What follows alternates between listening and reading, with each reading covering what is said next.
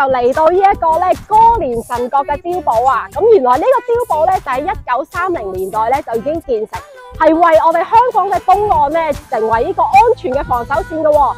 咁不過咧喺第2次世界大戰嘅時候咧，其實佢已經荒廢咗。咁咧當我哋入到去呢個碉堡裏邊嘅時候咧，我哋就會見到藍天碧海，就會有一個好似好大嘅電視機咁。所以而家咧，我哋大家都會稱呼佢做大電視框嘅。